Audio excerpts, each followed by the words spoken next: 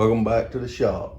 Today we're going to change the carburetor on this Husqvarna 525 P4S fixed shaft pole saw. And we're also going to, while we're there, inspect the fuel system and replace whatever needs changing. The parts you'll need for this project will be a carburetor, a primer bulb, a fuel filter, your carburetor intake gaskets, and I would suggest to have a couple feet of fuel line. So often I see when I get in there the fuel line needs replacing too. You're best off to go ahead and do that if you need it and have it on hand. First thing we want to do to access that carburetor is remove this air filter shroud. Then you're going to remove that air filter. Then we're going to take that carb off by removing these two bolts. Now when we remove this assembly, these two bolts, this whole assembly is going to come off with the carb in one piece. Slide your bolts out. Remember which way this goes. That'll fall out of the way. There's our carb. To get this throttle cable out, it is fed and hooks at the bottom and just pivots here. It's hard to see that groove, but you just want to, with it unbolted, hold your throttle cable and gently push down on your carb and it should slide out. Now, I see some signs of leakage around them fuel hoses. The grommet itself appears to be in good shape, just the hoses. So we're going to go ahead and remove all those hoses and replace those. So we'll be doing a fuel line installation today too. This customer uses this for logging and has indicated he's not interested in repairing that carb. He wants it replaced if it needs carbs. So that's what we're going to do. You'll notice the little tabs on the side. Just push in on those tabs. Separate that out. Now at this point, if you're going to replace your fuel line, hang on to those lines because you can use them as a guide for cutting your new lines. We'll also go ahead and remove this grommet from our tank. Before I do that, I like to try to blow that tank off and clean it some. Now we're going to pop that grommet out. If you look on the back of that grommet, you'll see an arrow that's made into it. That points back toward the unit, toward the engine when you reinstall it. Keep in mind that the fuel supply line with your filter on it is on the left-hand side. Generally, to pull that out, I can take a small flathead screwdriver, put up underneath it with a little bit of prime, and I can work it. Be careful that you don't damage that grommet. If that grommet shows signs of wear, cracking, or shrinkage, you need to replace that grommet. So I like to go ahead first and cut my line. I have a more detailed video on installing fuel lines. I'll post a link to that. This is going to be our fuel supply line. I'll usually coat it with a little bit of 2-cycle oil, not a whole lot, just enough to make it easier to pull through the grommet. Remember, our air faces our engine, and that our left fuel hole was what had our filter on it. So we'll feed that in, pull it down, cut it off even. At this point, we'll go ahead and take our old line that we had and use it for a measuring reference. Line up your ends, pull it down. I like to cut them just about an inch or so longer. Now go ahead, making sure that you got the end that fits into the tank turned the right direction, and install your fuel filter. Your filter may get a little bit of dirt or oil on it while you're handling it. Don't worry about that. Then just simply drop it back in. Make sure it feeds into the tank like it's supposed to. And reseat your grommet, making sure that that air is pointed toward the engine.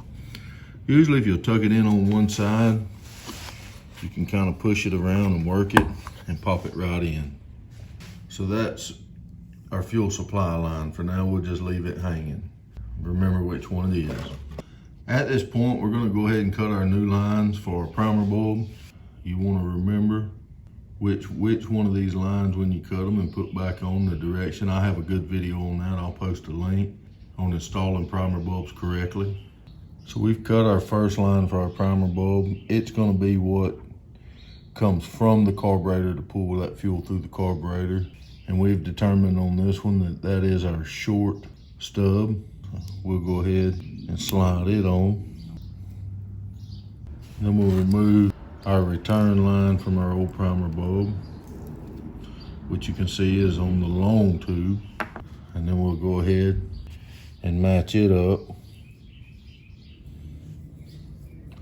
and cut our line. Now on these lines for your primer bulb, with the exception of your return line, you don't really want to cut them longer because they're designed to fit into a compact area. And now we'll slide that on the return.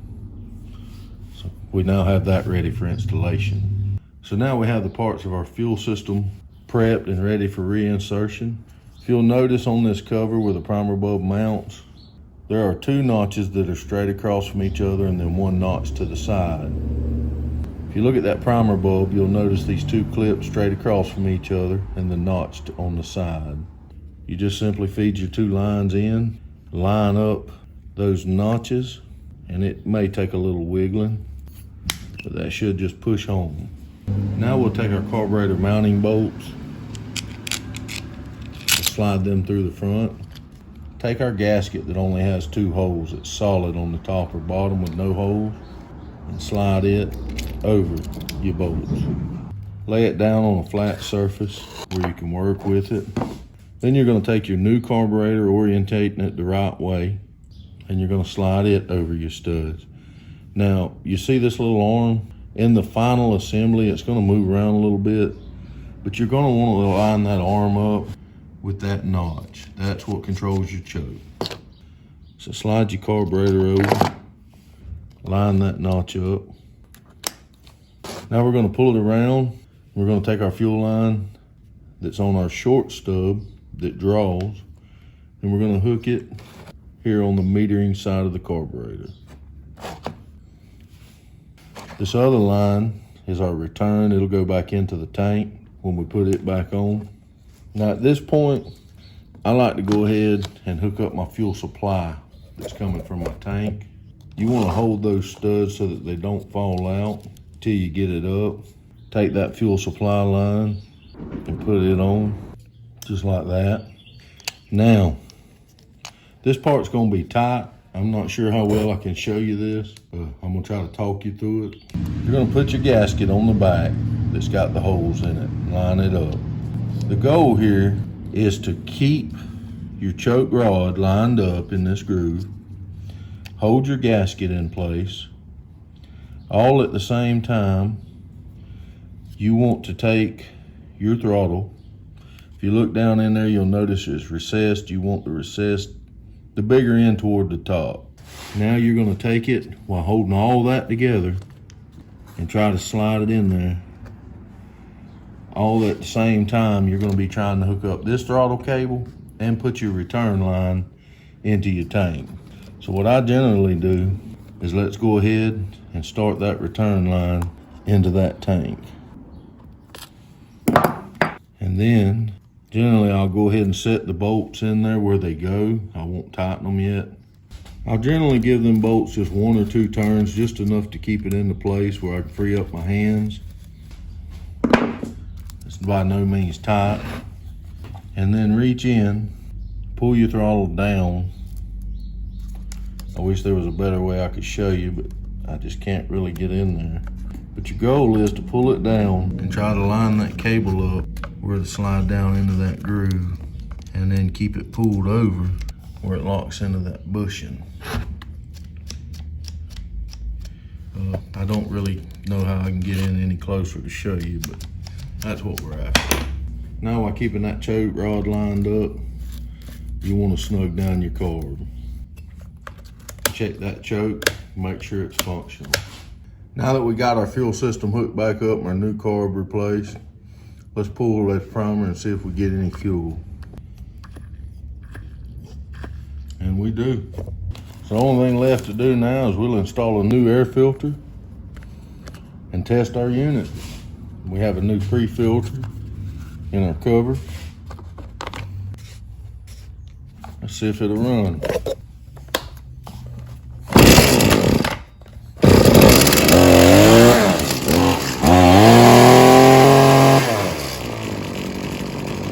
So that wasn't bad at all. That carburetor swap went pretty simple with the fuel system repair.